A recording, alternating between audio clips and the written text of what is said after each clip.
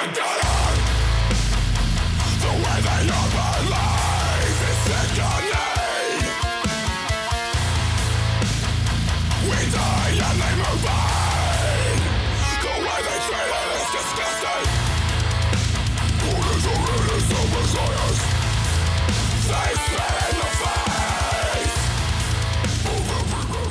Hello, is that Mick? Sure is. How's it going? Mick, it's Tiana. How are you? Yeah, pretty good. Yeah, good. I hope you're surviving all of the bizarre things in the world right now. Yeah, it's very bizarre, but yeah, I'm surviving pretty good. How about yourself? Yeah, I forgot to have a coffee this morning, so I'm not doing so great, but life could be a lot worse. So Definitely, yeah, you need to fix that. Oh, what a fail. Yeah. But really exciting to chat to you today. And I guess despite it being a madhouse all over the world lately, one very awesome thing to look forward to right now is, of course, the release of Aversions Crown 4th studio album, Hell Will Come For Us All. First things first, congrats. And secondly, thank you so much. Well, it's amazing. And secondly, how does it feel for you guys to finally be so close to this release? It's literally a couple more sleeps. Yeah, it's only 2 more sleeps now, which is weird. It's one of those things. It's just felt like it's been so long, and now all of a sudden it's just around the corner. So yeah, it's a pretty cool feeling to know it's finally getting out there. I just saw someone post on my Facebook that they just received their vinyl in the. There's a few getting shipped out already. So yeah, it's cool to see people finally getting their hands on it. They are some pretty snazzy vinyl too, I have to say. I saw that and I was like, well, I'm a sucker for a good splatter vinyl, so I'm for sure. highly tempted. Me too. And it is brilliant. It's equally melodic. It's ballistic. And I also believe the album has been in the works pretty much since straight after your last release, but this time also saw quite a significant thematic shift for you guys too. Did it feel like uncharted territory with this album, or did everything just kind of flow naturally into these new kind of themes, I guess, for lack of a better word? Yeah, I mean, it is uncharted territory lyrically for us, but I think musically it was pretty much just the natural evolution of what the band had been doing previously, and it's not really that far off what we had done, but I just think it's just a bit more polished and more structured with the musical side of things. But yeah, as you said, yeah, the lyrics and themes were definitely uncharted territory for us. We'd previously sort of exclusively sung about aliens and sci-fi themes and stuff like that, which was really cool and worked for us really well on the last couple of albums. But it was just time to do something different, and we just couldn't keep sort of regurgitating the same ideas and content. So, yeah, that's why we've steered away a bit from that now, and especially bringing a new vocalist into the picture. We didn't want him to just kind of just be rehashing things we'd already done. We wanted him to bring his own ideas and his own influences into it as well. And I guess lyrically then, was it him bringing in some of these ideas, or did you guys kind of make this group collective choice to explore some slightly more timely and relatable stuff? Bit of both. He kind of originally came with some sci-fi kind of lyrics, obviously because that's what the band had always done before that. And then we kind of just said, well, what else have you got? Like, what other ideas have you got, just to see, what he would come up with and how it felt with the music, and, if we kind of all connected to it on a personal level as well. And, the stuff he was writing just really sat well with us, and it really sort of seemed to fit the vibe of the songs and all that kind of stuff as well. So, yeah, it didn't feel weird for us to be doing any of those things. It just felt like that was just what needed to happen and what suited the songs. Yeah, I think it's cool too, like what you said. I mean, you listen to it and you can still tell it's an Aversions Crown song. Like, it's kind of nice that you don't need to be doing the same thing over and over for fans to know this is you guys. And it's exciting to see a bit of the old, a bit of the new. It's a nice new chapter, I guess. Yeah, that's exactly it. And from a songwriting perspective, how does an Aversions Crown song normally come to life? I mean, you guys have this very sturdy foundation sound-wise, and you're obviously very well known for your 8-string adventures, but how does one bring these really blasting tunes to life? Do you guys have a pretty well-oiled process now that you've been at it for such a decent amount of time? Yeah, for sure. Our other guitarist, Chris, is the main songwriter for the band, and he has been sort of since the band started. So he's often just will sort of demo ideas to us. So he'll sit at home and record bits and pieces of songs, and kind of we'll all, vibe on what things we think are working, and then we'll just kind of work from there. So, yeah, often the way he works, he'll kind of send through a bit of a rough skeleton of a song, and then we can kind of just all have our own input on it from there. And and then we'll get sort of demo vocals over the top. You might sort of hear something in the vocals, like a little hook or something, and then think, all right, actually, maybe we should change this part of the song around. And yeah, it starts off as kind of a song, but they always just turn into something else when all the other elements are brought into it. Mm. And did you have kind of a lot of stuff on the cards when you were writing, like to cull it down to these 9 songs on the album? Like, was there stuff that you kind of had to let go, or was there always this really key focus on the songs that you ended up putting on the album? No, there's always way too much stuff. Yeah, I mean, yeah, there's all this stuff that I've always thought, oh, these songs are really cool that haven't made the cut, but I mean, that doesn't mean that they won't down the track. There's ideas that we've sort of brought back from previous albums that we thought, oh, no, that's not going to work for this. And then, you know, you re-look at it years down the track and rework it, and things, sometimes you just hear them differently. And then, especially with a new vocalist, different things can be added to it, and it can just all of a sudden become a way cooler idea than what we originally had. So, yeah, even though we kind of do cull the material, it doesn't mean it's just forgotten about. It's always there. And we do go back over all the old demos, and sometimes, yeah, there's things that jump out that we thought, well, all right, this could really work now. And maybe give you a slight leg up on the next one. Who knows, you may jump on the next one after this, the rate you're writing and releasing. It's exciting. Yeah, well, I mean, this one hasn't even come out yet, and there's already quite a lot of new stuff being demoed and whatever. Yeah. So, I mean, that's just the way this band operates. Has always been non-stop songwriting and ideas going around. So there's always factors that have kind of slowed down the album releases for us. We haven't ever slowed down on the songwriting, that's for sure. I like it. And in the lead up as well, you guys have obviously released a few singles along the way. And as you said, some fans have already very fortunately got their hands on your delightful vinyls. But how has the reaction been from the fans so far for this slightly new chapter for the band? Yeah, I mean, it's been mostly positive, which is great. The YouTube comment section's always interesting for us.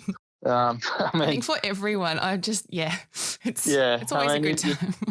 You got to take that with a grain of salt, but it's also people have been a fan of what the band has done previously, and we have changed certain things about it. So that means that people have to get used to that idea and get their head around that. And some people may prefer what we did on the last record, and that's great. Like, I'm glad that people liked what we were doing, and I think that this album has definitely got something for all the old fans on it, as well as hopefully bringing some new people in who probably couldn't connect with sort of the complex sci-fi lyrics and stuff we did previously. I think this one might have some stuff that's a bit more accessible for people that didn't quite connect with those ideas. Yeah, nice. A nice little meeting point for everyone, I feel. Yeah, for sure. Always good. And I know at the moment, obviously, it will be a little while before we can catch you guys christening the new album live on stage. But is there a song or perhaps a song or two that you're most keen on playing live when we're all finally allowed to be in the same room and listen to live music again? Yeah, I mean, we kind of, when we were writing this album, we kind of pictured how every one of these songs would go over live, and that's kind of how we selected the ones that made the cut for the album. But there's a few standouts for me. I think Scourge of Violence is going to be a real cool, fast, heavy one. And, yeah, the title track, Hell Will Come For Us All, as well. And, a lot of people who have sort of reviewed the album have really enjoyed that song. So I think there's going to be, a couple like that. And it's always funny when when you start touring an album and songs that you think are going to be the big live ones, and then there's just another song that you play, and that's the one that everyone just really connects with. So it'll be interesting to see what it ends up being when we start touring this one. Yeah, well, it's going to be exciting and no doubt very sweaty and very heavy and exciting for all of us. Definitely. And as a pummeling powerhouse from Australia, and pandemic restrictions aside, from a band's perspective for you guys, what's your take on the current Aussie heavy industry right now? I mean, you guys are undeniably well received overseas, but do you feel the local scene is as fostering and welcoming? It's funny for us. We kind of don't really sit in the kind of scene, I guess, in Australia. Like, we've always found it's a bit funny for a band like us. We're maybe a bit too heavy for what you call the scene in Australia, but then maybe not quite metal enough for the full metal dudes over here as well. We're kind of just in that in-between section, and obviously we've always still, had a good fan base in Australia and stuff like that. But, I don't necessarily think we slot in a lot of the scene bands over here, but that's cool. Like, there's so many great bands over here, and it's cool just seeing any Aussie bands get sort of supported over here. And a lot of bands we've watched and played with over the last couple of years have really come through and become sort of big bands, which is great. But I think just for a band like us overseas, we've kind of just connected with people who I guess aren't so genre pigeonholing and that sort of stuff.